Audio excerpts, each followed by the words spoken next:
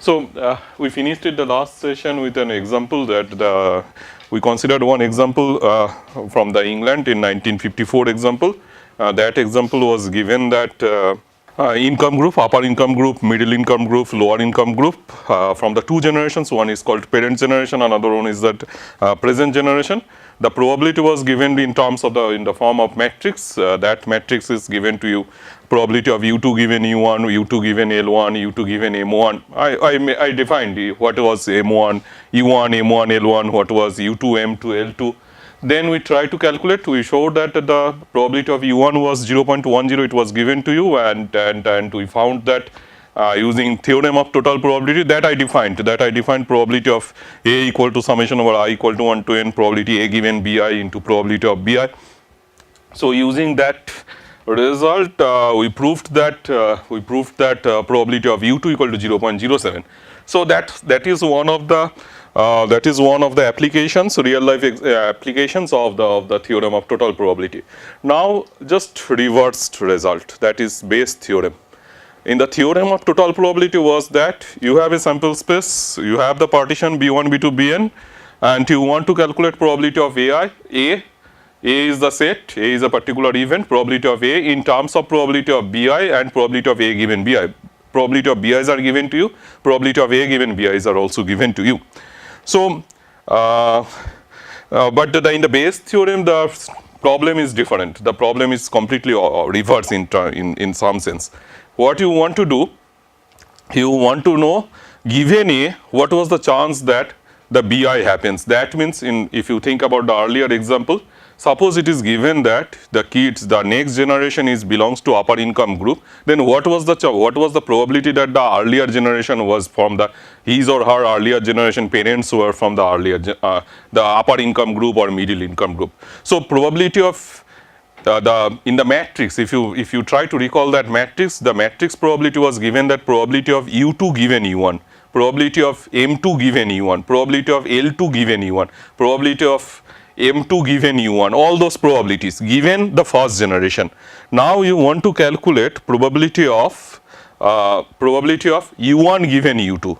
U2 is given to you. The kids is suppose of son and daughter belongs to middle income group. Then what was the chance that his or her parents were in the upper income group? So those that means the question I am putting in a reverse way. Probability of Bi given A. So that probability of Bj given A, can be written in that way. Probability of A given Bj into probability of Bj divided by summation over I equal to 1 to n probability of A given Bi into probability of Bi. So that proof is very straightforward. If you look at the proof is nothing but the application of theorem of total probability. I generally followed this type of course.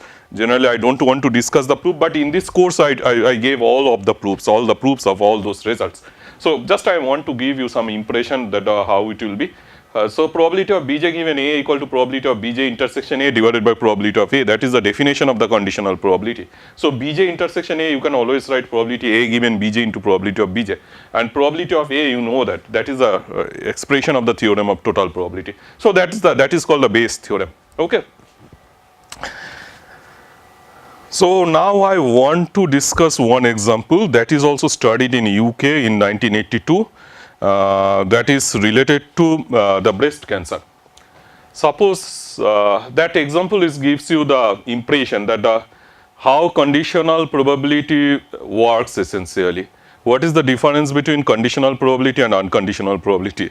Anyway, since I was writing in the board, my mood was not very great, so I didn't describe that details. Whenever conditional probability means you are having more information rather than the unconditional probability. So whenever you will have some information, definitely the probability should be changed. Probability of A given B and probability of A, that should be different.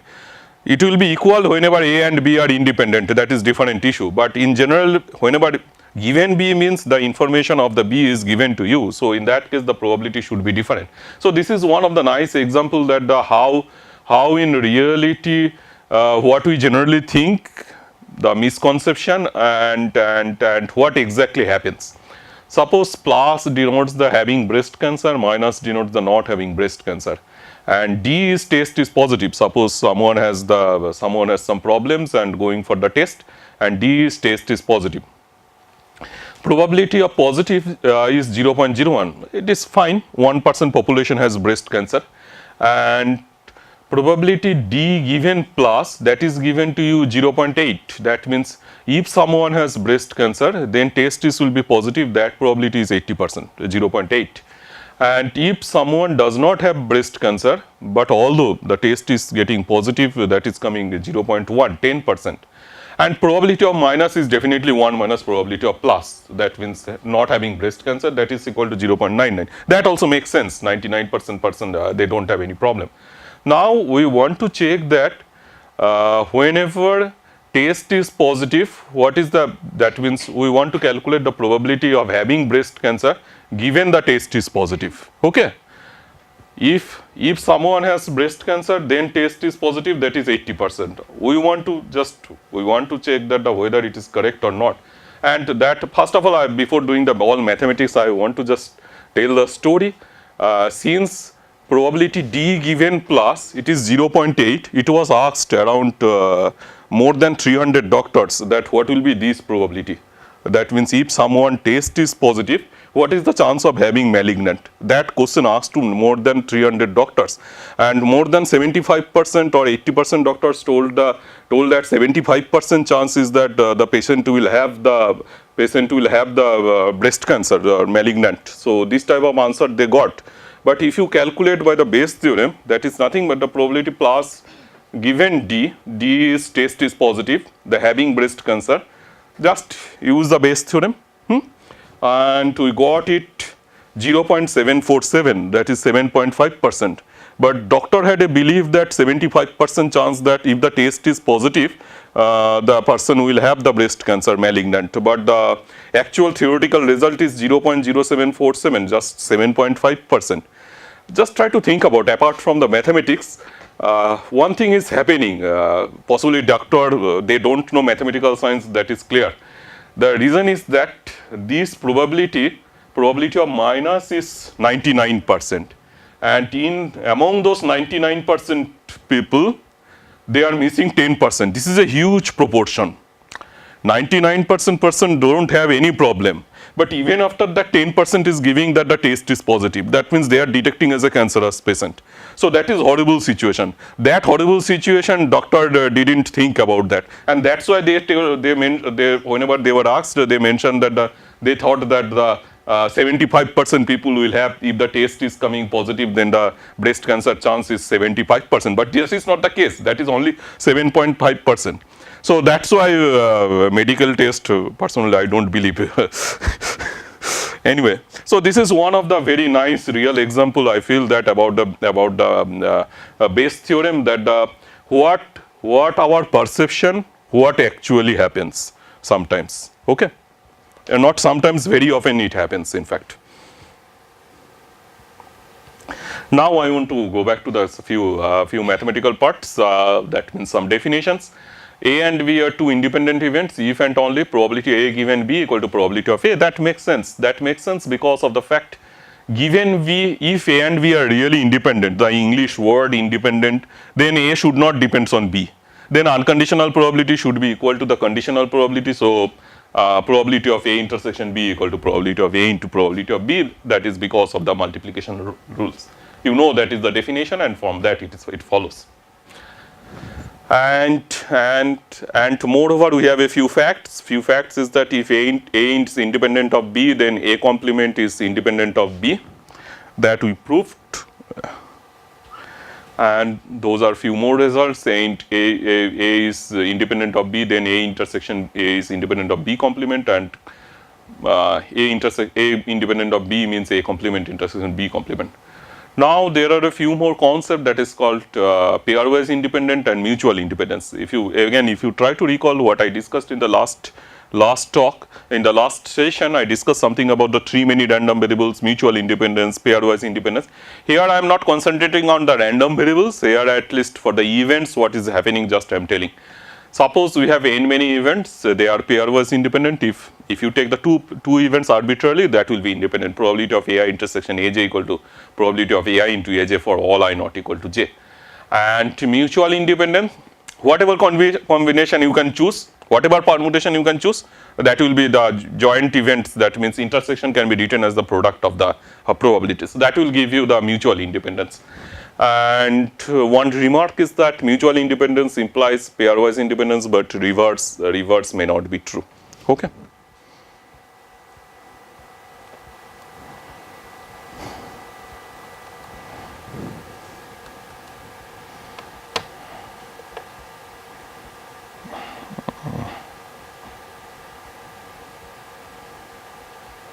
Okay, I think that is done. Then how to move text of your? You can close this window. Oh, I can close this window. Okay. Okay, that's great.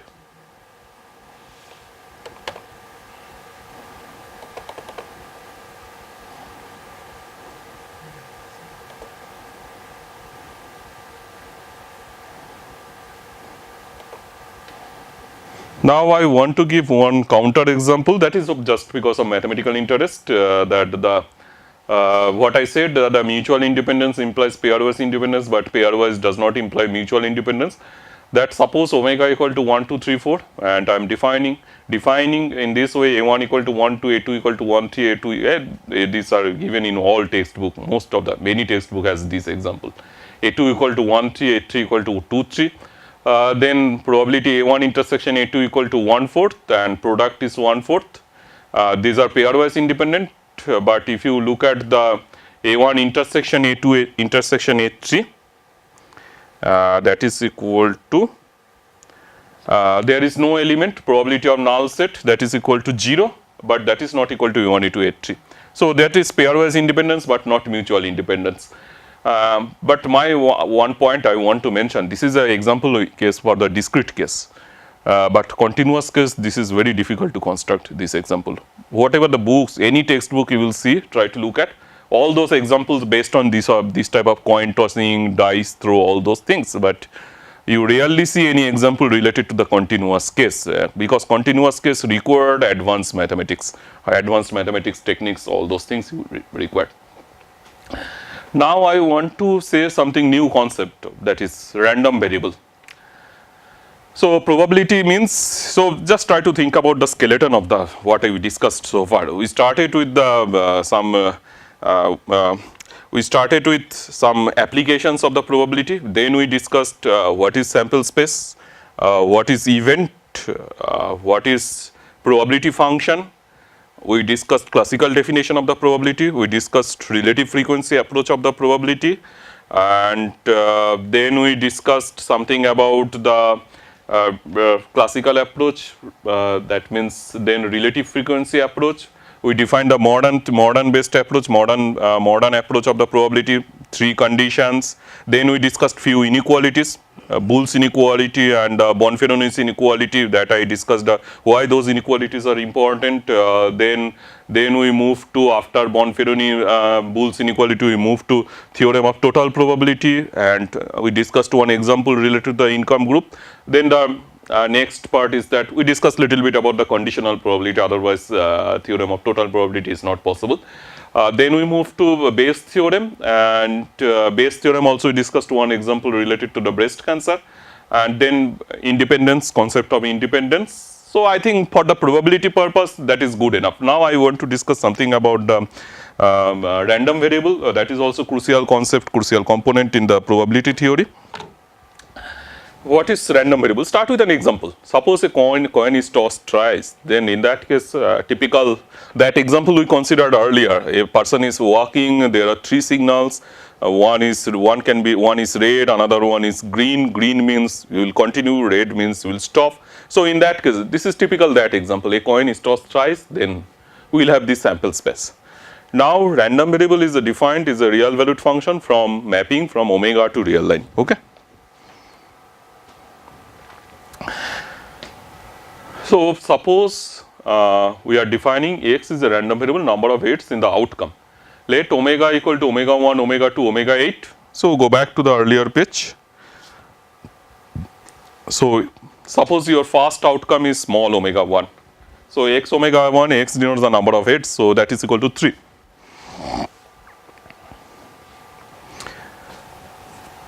So, one point I want to mention, since the random variable depends on the randomness of omega, definitely each and every component it depends on the randomness.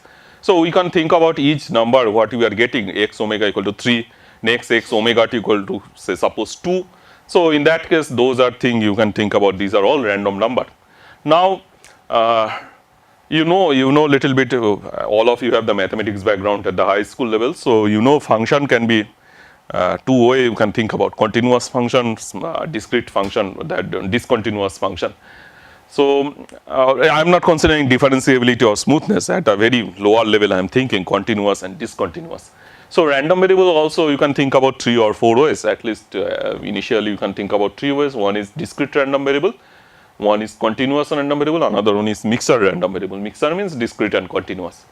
So, a discrete random variable means it can take only the finitely many values or the countably infinitely many values. If you are not comfortable with the word countably infinitely many, do not need to think about, just try to think about finitely many.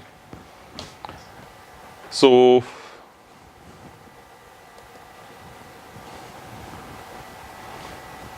okay, one countably infinite example I considered, that is, I think it will give you an insight that what is going on. Say, consider a random experiment that consists of tossing a coin until a head appears. The total number of tosses is denoted by y. So, in that case y cannot be finite, y is infinite. It may happen that the first time head appears, it may happen the second time head appears, it may happen that the first time 101th time head appears. So, it can be 1, 2, 3, 4 dot dot. So, y is although a discrete random variable, but it can take the infinitely many values. Now, I want to, so these are all, this is the again the first example, the sample space I have written, number of heads in an outcome. So, in that case this is 3, this is 2, this is 1, this is 2, this is 3, this is 1, this is 2, this is 1, and at the beginning of the, when I defined the classical probability, you can recall that I mentioned that the one of the disadvantage of the classical probability is that one is that omega is finite, another one is that points are equally likely. So, here you can consider this is equally likely point. So, in that case you can use the classical definition of the probability.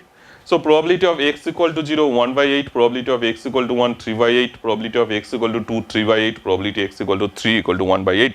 X equal to 3 1 by 8, only one outcomes had the 3 heads. X equal to 2 3 by 8, at least 2, that means exactly 3 outcomes will have the 2 heads. So, that is why these are the mass function we are getting, probability of x equal to 0 1 by 8 to 1 3 by 8, x equal to 2 3 by 8. Now, that is that example I recalled in the class, in those lecture, that lecture, because of I wanted to define the probability mass function. So, probability mass function was nothing but those quantities, probability of x equal to 0, x equal to 1, probability of x equal to 2. So, the definition is, let x be a random variable which can take the values x1, x2, xn, so on, and then there is a function p such that pxi equal to probability capital X equal to small xi and summation over pxi equal to 1. Then pxi, if the pxi has the same all those properties, pxi greater than or equal to 0 for all I equal to 1 2, and summation over I pxi equal to 1, then p is called the probability mass function. So, what I wrote that what I mentioned earlier, that in earlier example probability x equal to 0, x equal to 1, x equal to 2 and x equal to 3 is the probability mass function of x. Okay, that is why I wrote it. Now, I want to define one more concept, that is cumulative distribution function. Say, let x be a random variable and its CDF is defined as in this way: fxs equal to probability capital X less than or equal to small x, x belongs to R. And for this example, the example we consider typical, a coin is tossing thrice, and in that case if x is the number of heads, capital X is the number of heads, if small x less than 0, there is no element, there was no element, small x cannot be less than 0, so this is 0. If x is lying between 0 to 1, there was one outcome, so only 1 will be coming.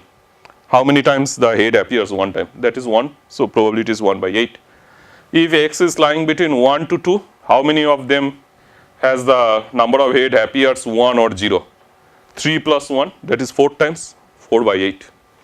Then how many, when x is lying between 2 to 3, then how many of them have the, except the HHH, all of them will be counted. So 7 by 8. And x greater than or equal to 3 means all possible outcomes. So that is 1. So this is the distribution function. So these examples gives us an impression that fx's, if you look at the example, what is the example? Earlier example, it is 0, 1 by 8, 4 by 8, 7 by 8, 1. So non-decreasing. In fact, increasing here in this case, jump is there. So fx's is non-decreasing function of x, fx is right continuous. That means if you look at, there is a jump at the point 0, 0 to 1 by 8, then 1 by 8 to 4 by 8. So jump is 3 by 8, 4 by 8 to 7 by 8, then another jump. Here is another jump, 7 by 8 to 1. So we are breaking the left continuity, right continuity is there.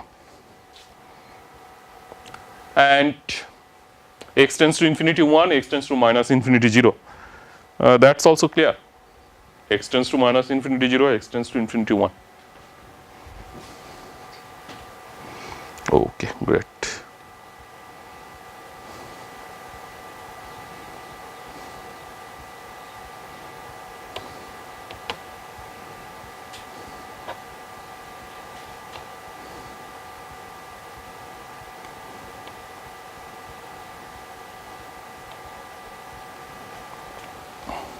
Now these are all what I discussed, that is related to a discrete random variable. Now continuous random variable. Discrete random variables means what I said, tossing coin, dice throw, all those things are examples of discrete random variable. Or the example we considered that a person is walking, the 3 signals, all those things are discrete random variable. Now we can think about continuous random variable. Suppose lifetime. Lifetime definitely is a continuous random variable. Height of a people in a city, it is discrete essentially, but you can think about continuous as well. Say 50 inch to 75 inch, so it is a continuous random variable. Then there is a one concept that is the essentially analogous concept of the probability mass function. It is called probability density function. And suppose the x is the random variable, f is the probability density function, evaluated at the point small x is the PDF associated with the random variable x, then fx is greater than or equal to 0 for all x, and integration fx is dx equal to 1. And then there is some issues, some facts. If x is a random variable, it will be continuous random variable. If it is continuous random variable, if probability a less than x less than b equal to integration a to b fx x dx.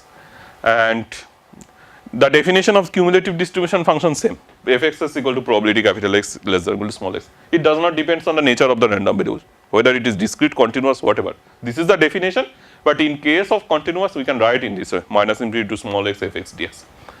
And it follows from the fundamental theorem of integral calculus that d dx of fx equal to small fx. Suppose you don't know the density function, but you know the cumulative distribution function. Just do the derivative, you will have the density function, okay? And if you have the density function, just do the integration, that will give you the cumulative CDF. And that probability a less than or equal to x less than or equal to b, that can be written as a to b fx dx. So you can write it in the minus infinity to b fxb minus fxa. So there is a few examples, just I am telling you, I think those examples will give you the better understanding. Suppose omega equal to ij, I equal to 1 to 3, j equal to 1 to 2. So there are 6 many points. 1, 1, 1, 1, 2, 1, 2, 1, 2, 2, 3, 1, 3, 2. 6 many points. This is my omega. And I am considering equally likely point. So probability of this one by 6. And I am defining my random variable is, suppose we define in this way, xij equal to I plus a. So range space, script x is the range space will be 2, 3, 4, 5, 1, 1, 2, maximum 3 plus 2, 5. So 2, 3, 4, 5. Then we can calculate the distribution function. This is the distribution function, just believe me, it is correct. So that is probability ij plus I plus j less than or equal to x. If x less than 2, I plus j minimum value is 2. So I plus x less than 2, this probability is 0. Then 2 and 3, only 1, 1. No, you don't, you can easily believe me because I have written very clearly. I thought that I didn't write. So 1, 1 is giving this part. Okay. Then next case 3 to 4, all those outcomes are satisfying. This case, all those conditions are satisfying. This case 1. So this is one of the discrete random variable. That if you think about the, if you look at the graph, this is the graph. There is a jump. There is one jump. There is one jump. This is one jump. This is one jump. Okay. This is discrete random variable. And here also you can see that f(x) is non-decreasing, right continuous. 1 at the point infinity, at the minus infinity it is 0.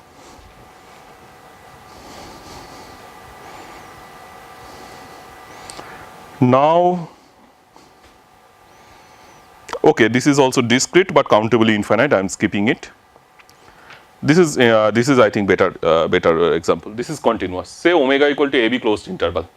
There is no problem if you can take 0 to 1 interval, but AB also, that is fine. I is an interval that is subset of omega, and probability of I am defining in this way: length of I divided by B minus a difference between two endpoints. And I am considering x omega equal to omega, and script x is definitely AB. Then I am calculating the probability f(x) equal to probability capital X less than or equal to small x, that is 0 if x less than a, that is outside, a less than or equal to x less than or equal to b, length of I, x minus a divided by b minus a. Okay, and whenever x greater than or equal to b, then b minus a, that means x can be b minus a divided by b minus a equal to 1. So in that case there is no jump. Here it is just straight. Okay. So f is non-decreasing, f is right continuous. In that case it is continuous. In that case it is continuous. There is no question of jump. In that case it is properly continuous. And limit x tends to minus infinity equal to 0 and x tends to infinity equal to 1.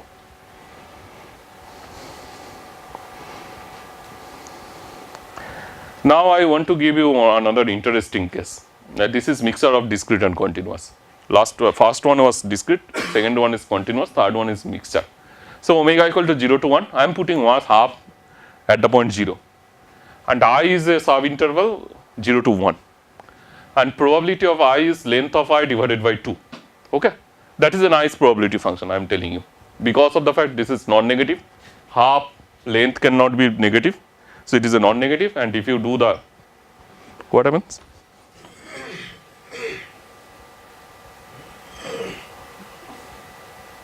This will close all the tabs. Close.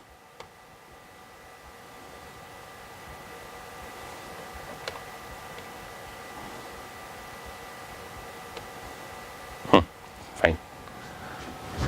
And probability of 0 and length of I 0 to 1, 1 by 2 half plus half 1. So this is a nice probability function, that means density or mass, whatever. Now I want to calculate the distribution function.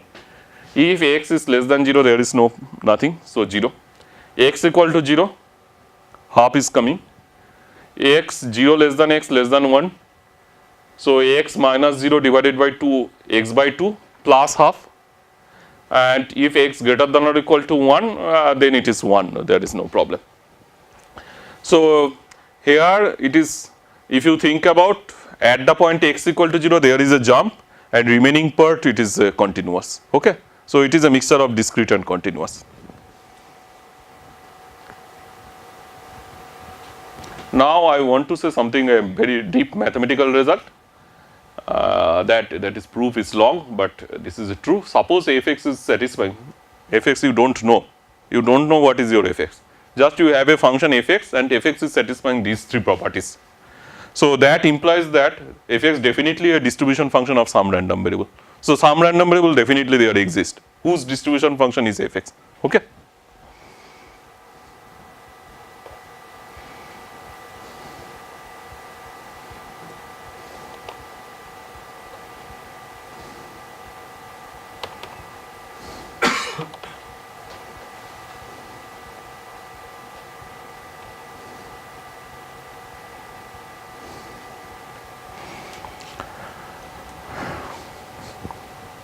Okay, then I want to mention a few remarks. Remarks are very much mathematical. Suppose x is the random variable with CDF f, then probability a less than x less than or equal to b fxb minus fxa, and those are the proofs. You can skip it.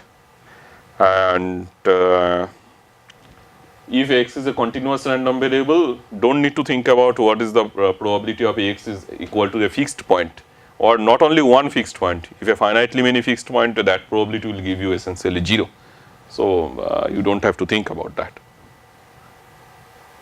And number of points on discontinuity of fx is almost at most countable, so it cannot be uncountable. So if it is continuous, there is no discontinuity. Even if it is discrete, it cannot be uncountably many discontinuity. It is countably many, at most countably many. Okay, this is not very.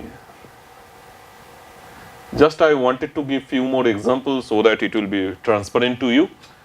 Suppose a probability density function in this way, kx into 1 minus x, 0 is lying between x is lying between 0 to 1.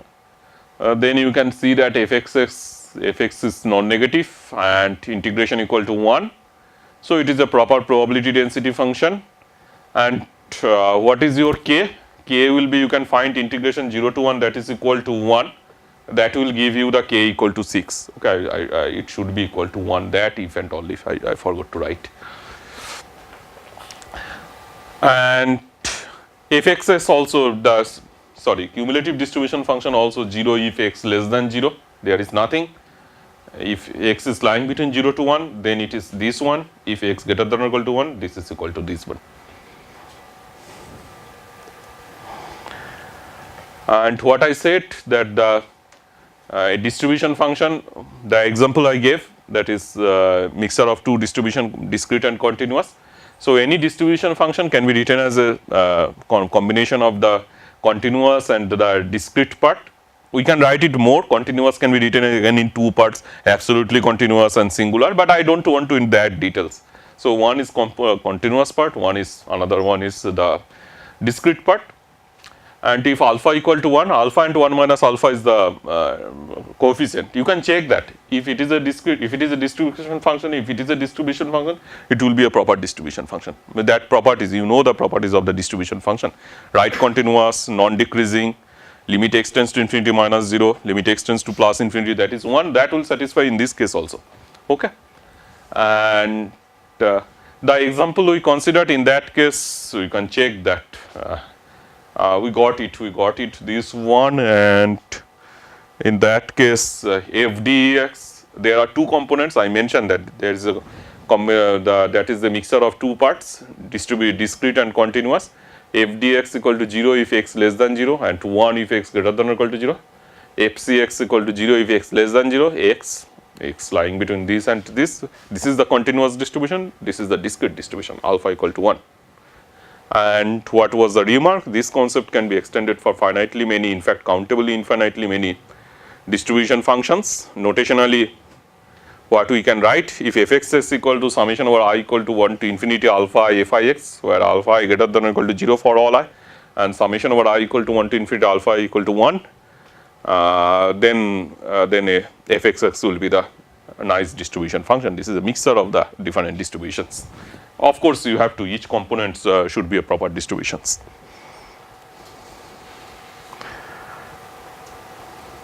Now, one thing I just want to mention is that what is the significance of this result? Why we can think about the mixture distribution? Just I want to give you an idea that whenever I believe that all of you know normal density. So that is this one, normal density.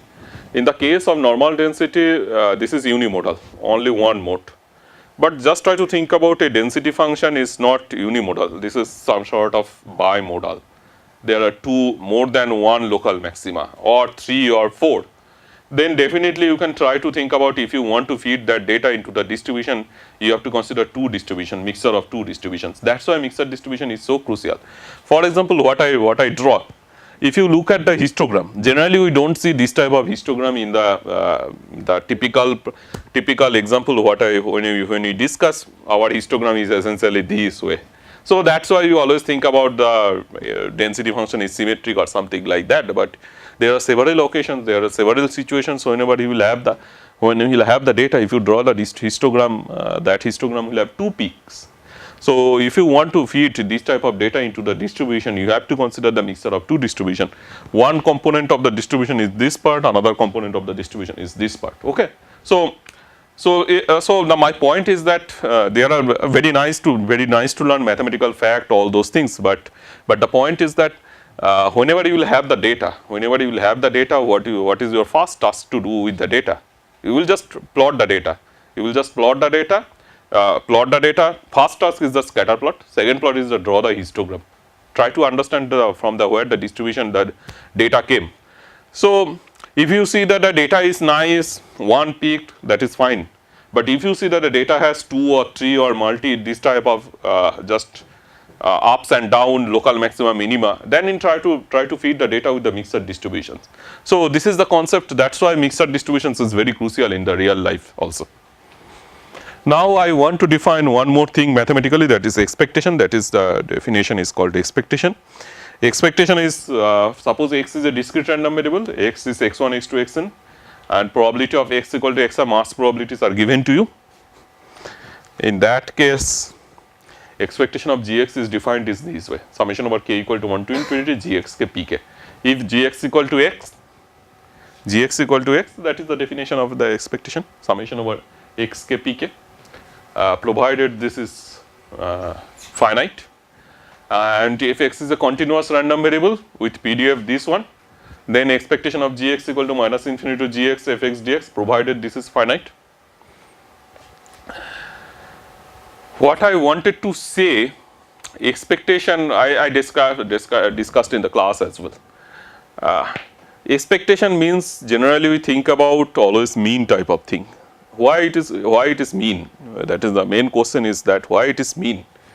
Mean because of, I am not writing very mathematically, but it is very correct statement. So expectation of x equal to integration x fx dx, that is the definition, and that is equal to, you can write, if the derivative of the distribution function is the density function, so you can write is a d of fx. Now whenever you will have the data, suppose this is my data x1 x2 xn, that is the data, and data follows f. So but we don't know anything about anything, so we have just data, height of a people, the height of people or weight of people or income of people, we don't know anything. What we will do, we will try to estimate the f. Okay. So what we will do, we will just put mass 1 by n on each observations, then we will do the integration on to respect to that f at. Here integration with respect to this f, I would not, I don't want to use the word measure, but this is the distribution, the function is fx. Now I want to plug in fx by the estimated fx. Estimated fx is the empirical distribution function, and empirical distribution function means you are putting mass 1 by n on each observations, then you are calculating the discrete distribution functions. And if you have the 1 by n on each observation, this integral is nothing but the 1 by n summation over xi, and that's from the high school level, that is the average. That's why expectation, you can think about the sample version is average, and sometimes in statistics book sometimes they call it the population version, sample version. This type of idea, if you think there should not be any difference between the population version and the sample version, everything remains same. Essentially expectation of this average is also integral x dfx, but that fx is the empirical distribution function. So that is the idea. So there is no concept like sample version or population version. Sample version is also a population version if we think about this is my distribution function. Okay.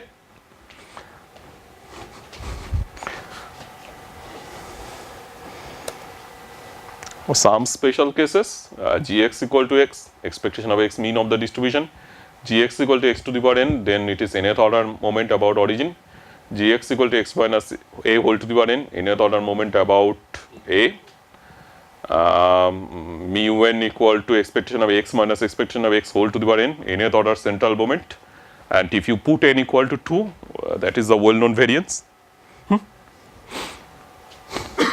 Okay.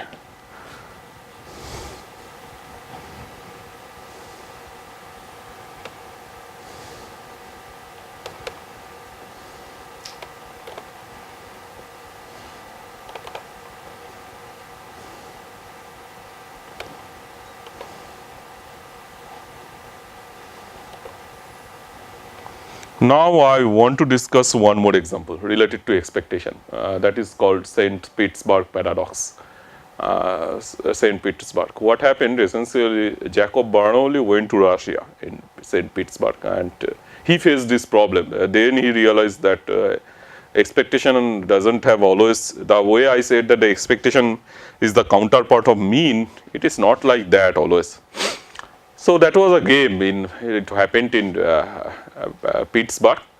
So the scheme of the game is that an unbiased coin is tossing, and probability of head equal to half and probability of tail equal to half, unbiased coin, okay.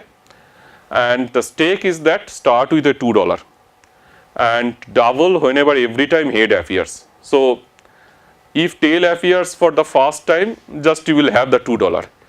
If head appears, head appears for the first time, then tail appears, then gaining is $4. If head appears for the first 2 times, then tail appears, that means the game will be ended whenever the first tail appears. So the idea of the game was that is a casino one game, and that game was that most of the cases the people had an impression that how much money one can earn from this game. So people had an impression that at that time it may happen at most $25 or $50. But the fact is that, so just try to think about $2 if the first time tail appears, game is ended. So the game is started with $2. So the income is earned is only $2. If head appears for the first time, then tail appears, then it is $4. If head appears for the second time, 2 times, then tail appears, then earn is $8. Okay, in that way it is just doubling. So how much you can expect? So definitely 4 times, 5 times or 7 times definitely tail will appear if the coin is unbiased coin. This is our natural instinct. That is another situation where you will see that the difference between conception and what difference between what actually happens. So try to calculate the probability. What is the probability? It is half and income is $2. It is the probability 1/4, 1 time head, 1 times tail, half into half. The coin tossing is independent, unbiased coin, half into half. Gain is $4. 2 times head appears, half into half, then tail appears, half, 1/8 probability, gain is $8. So if you try to calculate the expectation you know, xi into pxi. 2 into half plus 4 into 1/4 plus 8 into 1/8 dot dot dot dot. So then 16 into 1/16, then 32 into 1/13. The strange fact is that this is infinity. So if you go for this game, you can earn infinite amount of money. But the people had at that time Jacob Bernoulli went to this game with $25 possibly. Anyway, he didn't gain the infinite amount of money, but the fact is that theoretically it may be possible that you will have infinite amount of money, even if you start with 25 or say $10. Now I want to discuss some statistics. In this case, that expectation doesn't exist, kind of thing. Yes, expectation exists, but this is equal to infinity. This is equal to infinity. It is not Cauchy case. In Cauchy case, expectation of x plus is infinity, expectation of x minus is infinity, so expectation does not exist. Here it is, I don't want to say it does not exist, it depends on how do you define, but it is equal to infinity. It is equal to infinity. So some theoretical applications of moments, one is skewness. You know that the skewed distribution, if it is symmetric, then skewness is 0.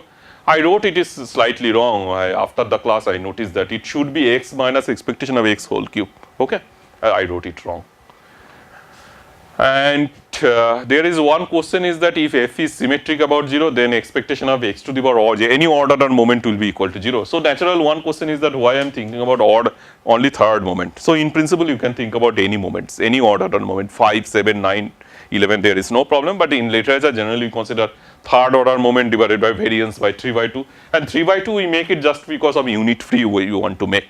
Whole cube, square, 3/2, cancel out, so cube, so it will be unit free. So these are the examples, all those examples, skewness. Similarly, another one is the kurtosis. Kurtosis measures the peakness of the data. Here also you should be expectation of x minus expectation of x, that I wrote wrong. Okay. So that is kurtosis. Kurtosis means if that is the peakness, how peaked it is. That's the F2 is this one, F1 is this one. F2's measure of kurtosis is greater than F1 measure of kurtosis. In that case, that will be this one.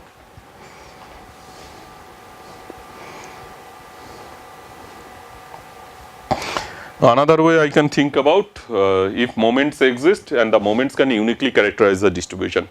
If moments exist, that is very crucial. For example, Cauchy distribution moment do not exist. So if x and y are two random variables with distribution f and g, if expectation of s to the power s equal to ys, y to the power s for all s, then f equal to g. And significance is that for testing of hypothesis problem, all those problems, you can formulate the test statistics based on this result. And I don't want to say the proof. Proof is that expectation of summation over xi equal to summation over expectation of xi. If you put gx equal gix equal to xi, this is the proof. So I think we can start. I can stop here. So another thing is that existence of higher order moments equal to implies that existence of lower order. Suppose you have a random variable. If your third moment exists, definitely second moment will exist, but converse may not be true. That is all about expectation that we can think about. So I think these are the very basics of the moments, the probability and random variable and expectation. And tomorrow when I will discuss about the non-parametric regression, I think that will be good enough. I think we need joint density, but joint density I will discuss later. I think all of you little bit familiar with the joint density, that joint distribution is, you know, the cumulative distribution function x less than or equal to small x. In that case, if you have two random variable x and y, the pairwise, then probability capital X less than or equal to small x, capital Y less than or equal to small y, that is the joint distribution function. And joint distribution function, similarly you can define the joint density function, the double derivative, if you take that, that will be joint density function. So tomorrow in the non-parametric regression derivation, non-parametric regression literature, I think only the joint density extra knowledge will be only required, the joint density. I don't think anything else will be required. If it is required, then I will discuss. I will be able to discuss it. Okay, so I think I should stop here. Where is Professor Maiti?